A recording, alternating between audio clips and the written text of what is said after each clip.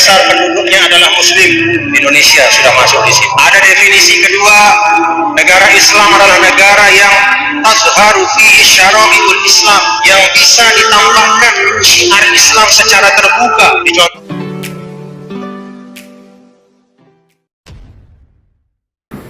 Assalamualaikum warahmatullahi wabarakatuh. Kembali berjumpa dengan saya di channel Gagasan Progresif 79. Sahabat sebangsa dan setanah air di mana saja Anda berada. Ada sebuah penyampaian ya dari seorang ulama ya yang cukup populer di Indonesia, yakni Tuan Guru Bajang, ya terkait dengan bagaimanakah sebuah negara itu bisa disebut sebagai negara Islam. Sebagaimana kita ketahui bahwa memang beberapa tahun terakhir ya ideologi negara ya dan sistem negara ini kemudian mulai digugat oleh kelompok-kelompok tertentu yang hendak mendirikan sebuah sistem pemerintahan tertentu atas nama Islam. Tak sedikit dari mereka kemudian membuat statement-statement yang menyebut negara ini sebagai negara yang membenci umat Islam, negara yang mendiskreditkan umat Islam. Bahkan ya dengan sangat lantang tidak sedikit dari mereka kemudian berteriak sebagai ini adalah negara togut ya, pemerintahan zalim, undang-undang togut ya, yang dipakai karena menurutnya bukan undang-undang Islam yang diterapkan di bumi Indonesia ini yang mayoritas umat Islam. Dan ini adalah sebuah narasi yang memang beberapa tahun terakhir itu begitu menguasai diskursus wacana antara keislaman dan keindonesiaan dan menjadi sebuah perbincangan dari berbagai kalangan ya. Ada hal yang menarik dari penyampaian daripada Tuan Guru Bajang ini terkait dengan seperti apa sih konsep ya negara Islam itu sendiri menurut pendapat para ulama. Kita akan coba simak dulu ya sama-sama.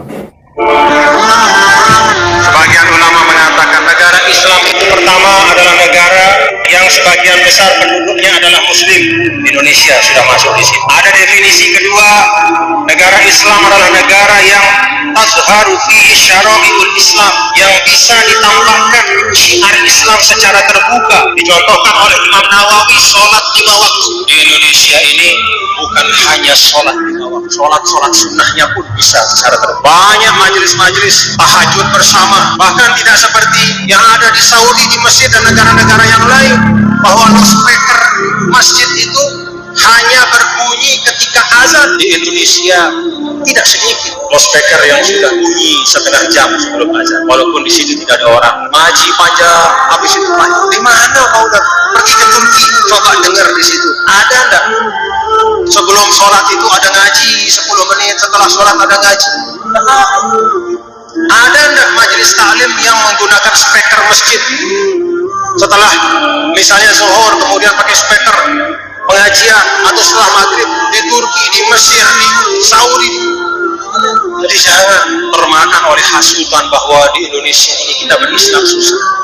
Tidak, ruangnya sangat lebar, kesempatannya sangat luas. Bahkan kita sendiri yang sering tidak mampu menggunakan kesempatan dan ruang.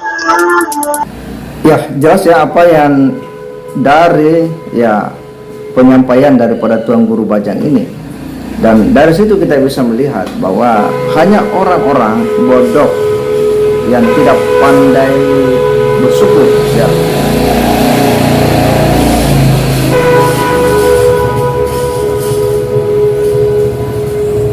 ya sangat jelas ya apa yang disampaikan oleh Tuan Guru Bajang, dan dari situ kita bisa menilai bahwa hanya orang-orang bodoh yang tidak pandai bersyukur yang akan mengatakan bahwa negara ini adalah negara yang zalim.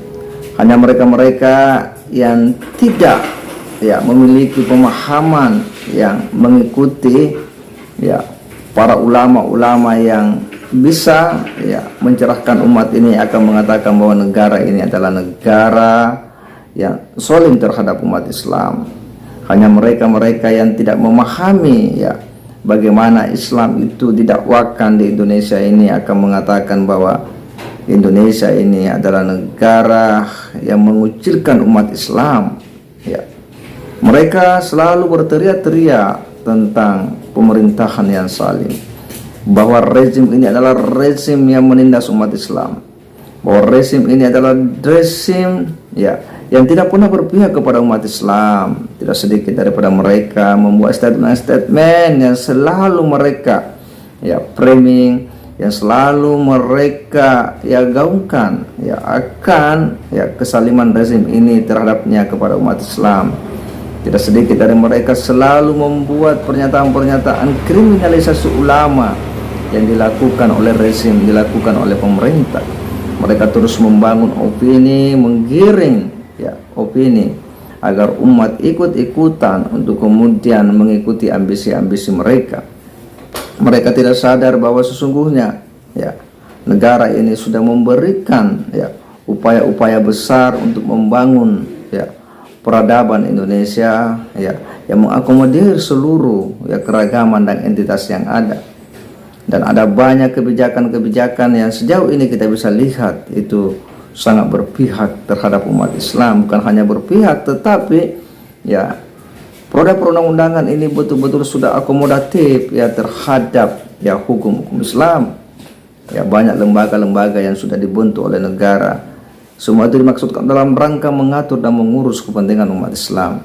Sekali lagi hanya mereka-mereka yang bodoh yang selalu menuding pemerintahan ini zalim. Mereka-mereka yang bodoh ini selalu menyebut ya bahwa pemerintahan ini adalah pemerintahan ya yang togut ya undang-undang togut ya, padahal mereka sedang mempersiapkan sebuah sistem politik ya untuk kekuasaan. Mereka selalu menggaungkan konsep khilafah untuk kemudian mengganti sistem pemerintahan di Indonesia. Mereka hendak ya merebut kekuasaan. Mereka hendak menggiring publik ya, menggiring rakyat untuk kemudian ikut ya dalam sebuah misi kekuasaan mereka, yakni membangun dan mendirikan sebuah sistem khilafah menurut versi mereka. Itulah yang mereka selalu persiapkan. Tetapi apa yang disampaikan oleh Tuan Guru Bajang ini ya cukup ya menjadi pesan buat kita dan menentukan sikap bagaimana kita sebagai warga negara, sebagai muslim untuk kemudian menjadi warga negara yang baik dan taat sama pemerintah. Saya kira demikian. Wassalamualaikum warahmatullahi wabarakatuh. Sebagian ulama mengatakan negara Islam itu pertama adalah negara yang sebagian besar penduduknya adalah muslim. Indonesia sudah masuk di situ. Ada definisi kedua, negara Islam adalah negara yang tazharu fihi syara'iul Islam, yang bisa ditampakkan syiar Islam secara terbuka. Dicontohkan oleh Imam Nawawi, sholat 5 waktu. Di Indonesia ini bukan hanya sholat 5 waktu, sholat sunnahnya pun bisa secara terbuka. Banyak majelis-majelis tahajud bersama, bahkan tidak seperti yang ada di Saudi, di Mesir dan negara-negara yang lain, bahwa loudspeaker masjid itu hanya berbunyi ketika